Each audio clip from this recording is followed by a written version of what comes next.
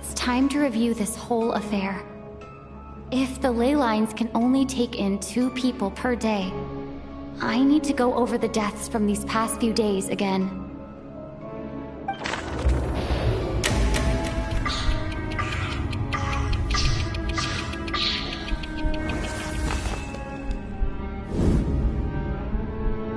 Looking back now, none of us had the faintest idea at the time.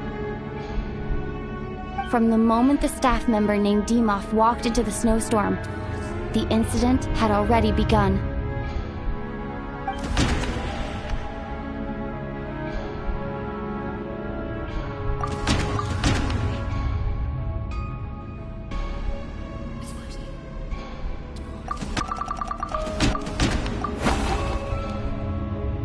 No.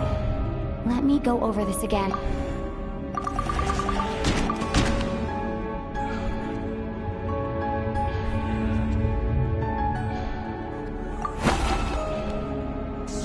No. Let me go over this.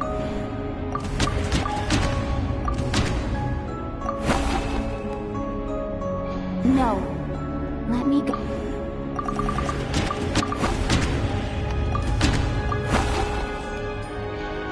No.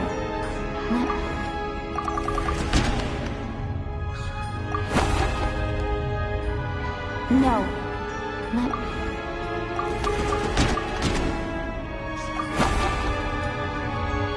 No.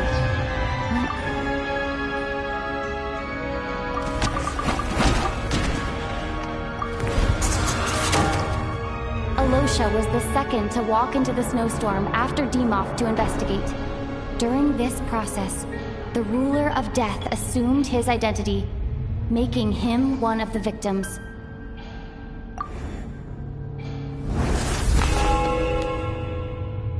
During our first night in the theater, everyone was caught up in the novelty of it all. No one could have expected there would be victims the very next morning. Despite all the confusion, and with the help of hindsight, we finally began to realize that something was amiss with the snowstorm.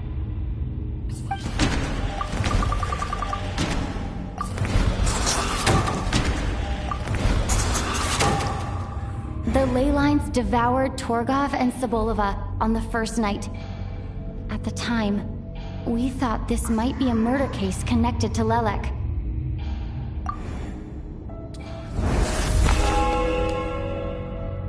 Odette and I spoke a lot that night. 3 people were on watch, but in the morning, we discovered that someone had fallen victim all the same.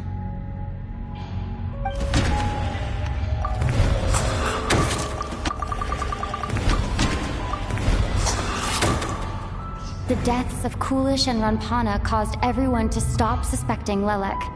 Unexplainable phenomena occurred one after another, leading Mitya to suspect that we were caught up in a supernatural event.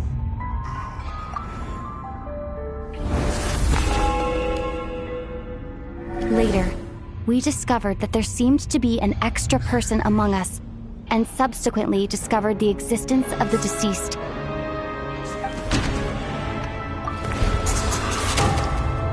Mr. Schramm realized he was the deceased and walked into the snowstorm to return to the ley lines of his own accord.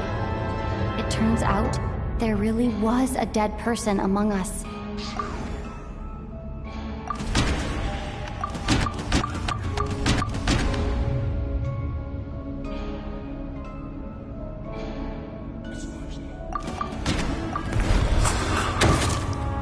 We thought it was all over, but Mr. Valeri's death was a rude awakening for everyone.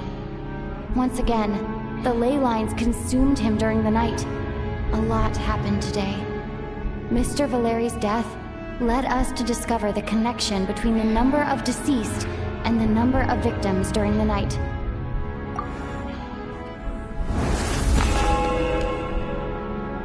The fact that there was more than one deceased seemed to bring us back to square one. Odette revealed some information she had been keeping to herself.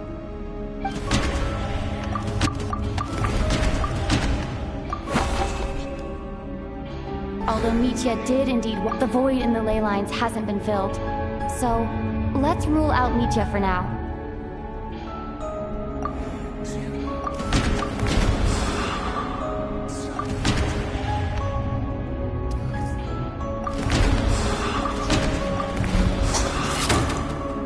Vodyanitsa was swallowed by the ley lines in her sleep, but the requiem she sang before falling asleep was quite a game changer.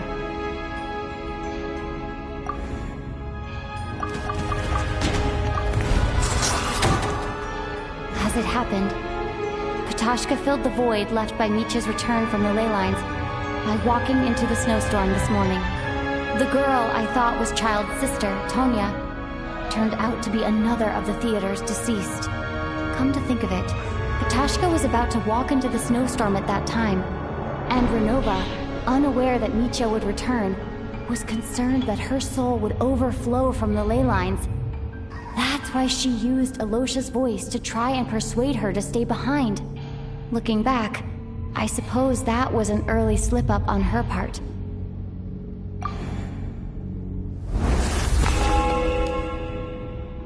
No one could have expected anyone who walked into the snowstorm to return.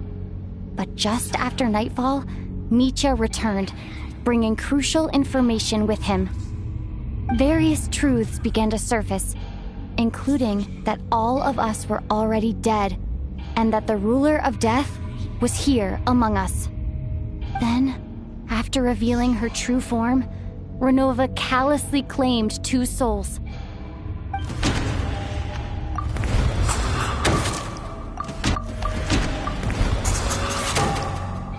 In fact, everyone was already dead by the time we took the photo.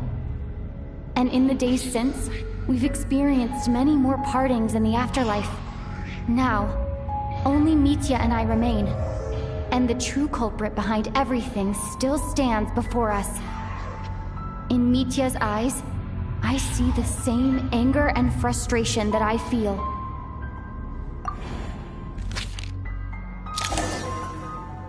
That covers everything. It's all clear now. Your work isn't finished here yet, is it? The Traveler and I are still standing here, safe and sound. The Water Imp's song threw things off a little, but it is of no consequence. The ley lines have already anchored your soul, and the first ray of light tomorrow morning will take you back. I, meanwhile, need to review my attitude towards the Water Imp race.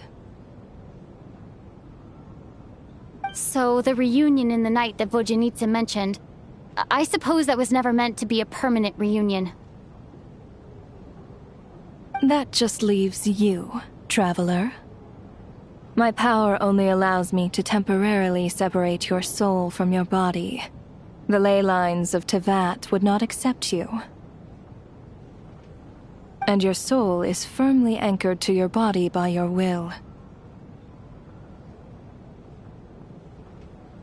For a descender like you, who is not bound by Tevat's rules, your death can only be brought through the most violent of means, such as directly destroying either your body or soul.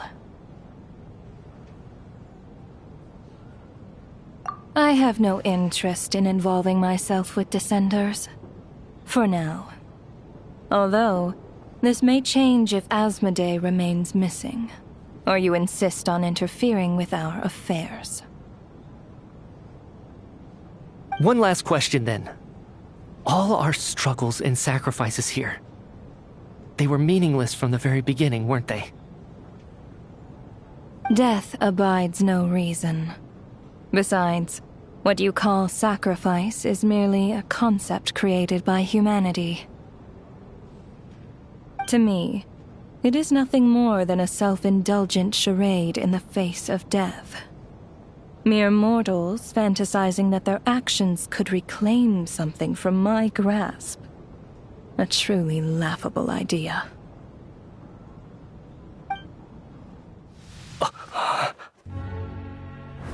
Grim Reaper, you really know how to get on my nerves. I'm not here to ingratiate myself with you. I kill merely because your deaths are necessary. Oh, you've made that quite clear.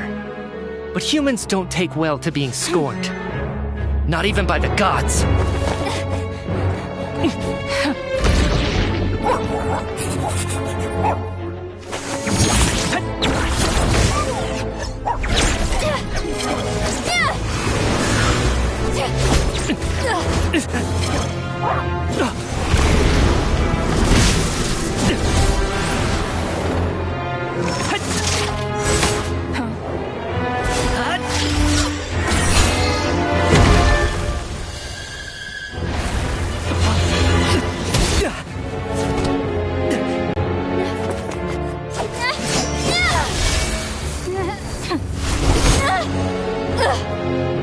This is futile. You must know that you are powerless against me in my own domain. I suggest that you save your strength. For what? Maybe we can't change it. But if nothing else, we can at least teach you to have some respect for the dead. Audacious.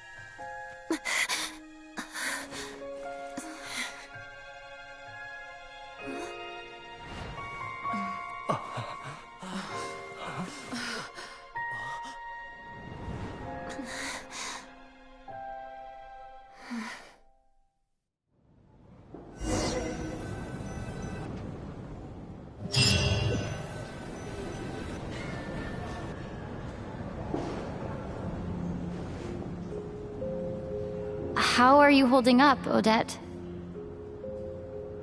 What happened to me? How much do you remember? What do you mean? Is the performance over? I can't seem to recall what happened. Has Odette already forgotten?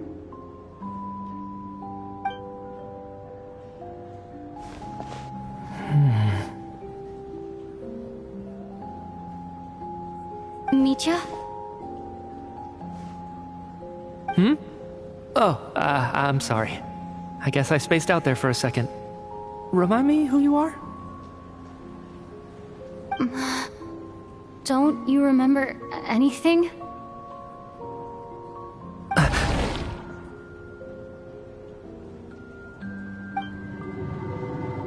Yeah, I remember now, comrade. Looks like we guessed right.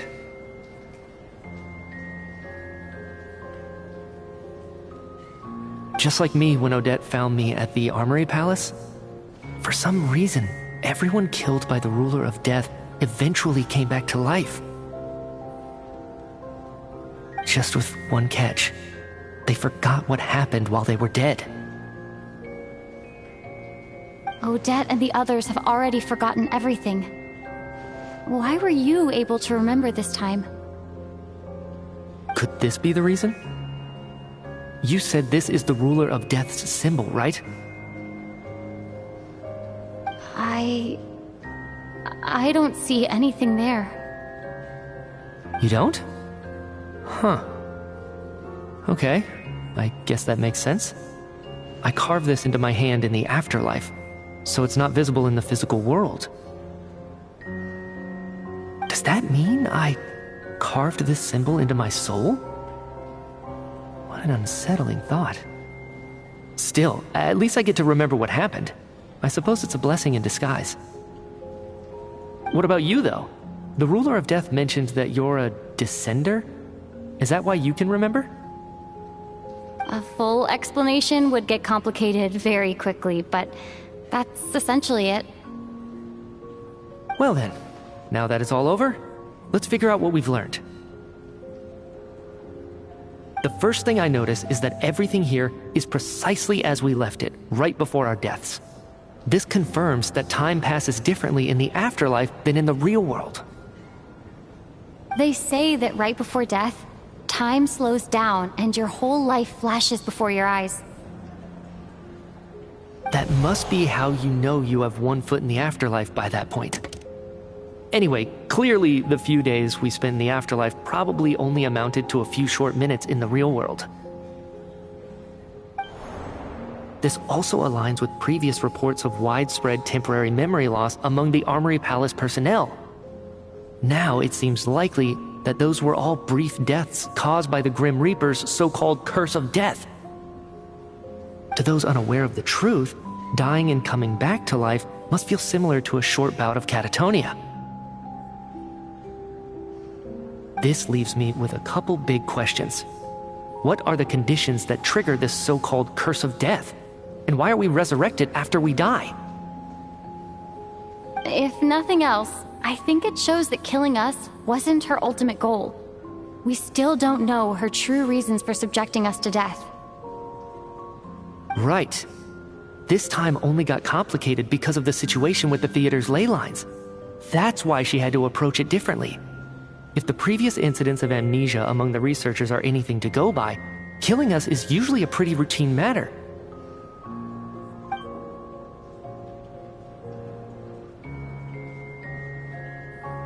Come to think of it, wasn't I about to note something down before I died? I can't remember what it was, but I think it was something related to my research project.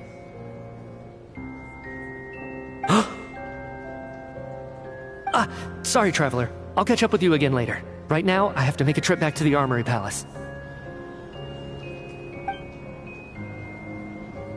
Ma'am, if I may, no one of your description has ever shown up in my investigations into Mr. Mitia's friends. Yet, you two seem very familiar with each other. Could you perhaps tell me where he was in such a rush to get to? And, by the way, have we ever crossed paths? Forgive the presumptuousness, but I feel a vague and indescribable sense of familiarity about you. I can explain everything. Could you help me gather everyone in the theater in one place?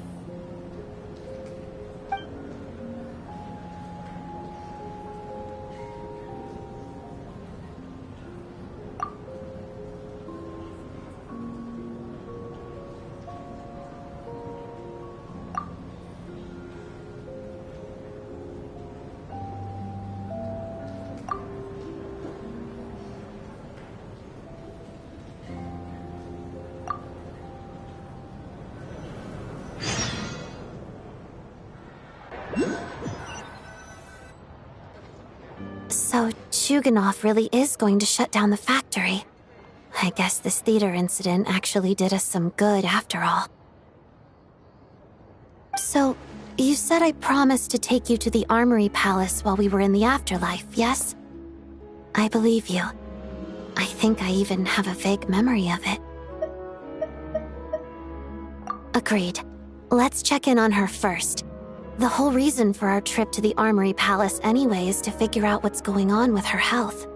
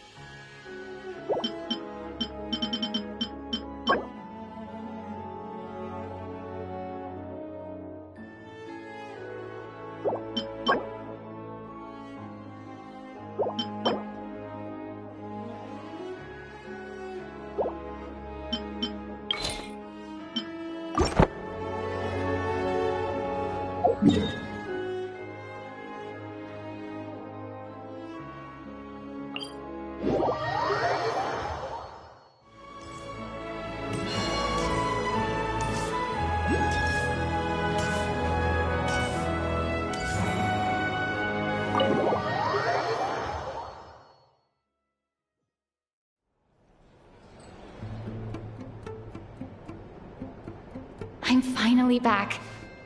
Even though a long time has passed from my perspective, as far as Paimon's concerned, I probably just went out to watch a very short show. I should keep my emotions in check when I see Paimon again, or it'll seem weird. Wait.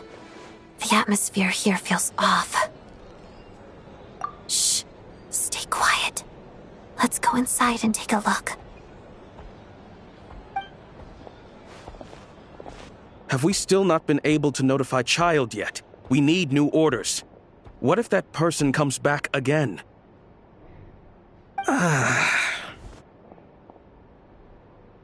I'm so sorry. Under the circumstances, there was really nothing we could do. Tell me, what happened to Paimon? It was the Jester. He came here in person and escorted Miss Paimon away.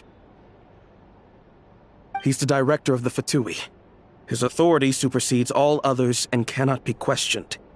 There was nothing we could do. How long ago did he leave? And what was Paimon's status? It was about an hour ago. Miss Paimon was fast asleep at the time. The Jester simply walked off with her as if it was only natural. I assure you, he absolutely did not use any force. Do you know where they went? The Armory Palace, most likely. Lord Piero, the Jester, has been overseeing the experiments there lately, keeping a close eye on their progress.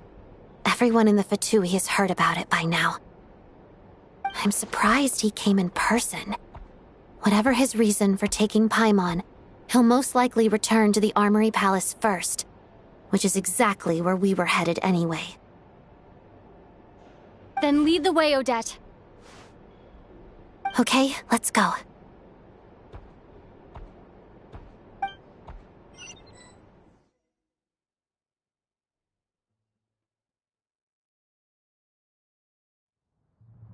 It's just up ahead.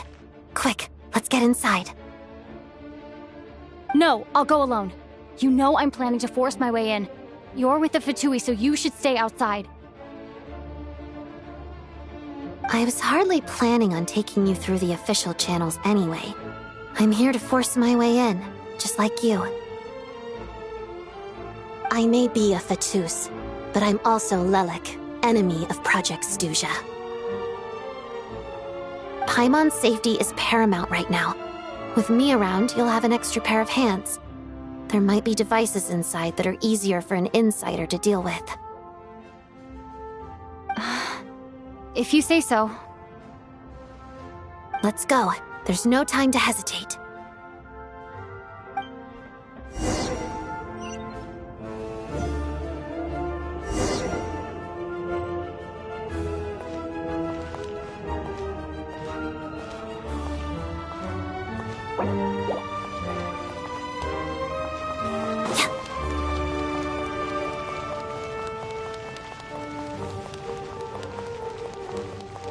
Hey, who are you? This part of the Armory Palace is under restricted access. What do you think you're doing? No questions, please. We're short on time.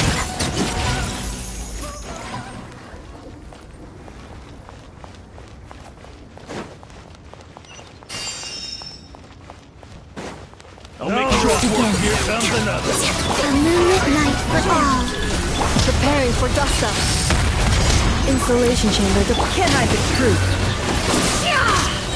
Yoo-hoo!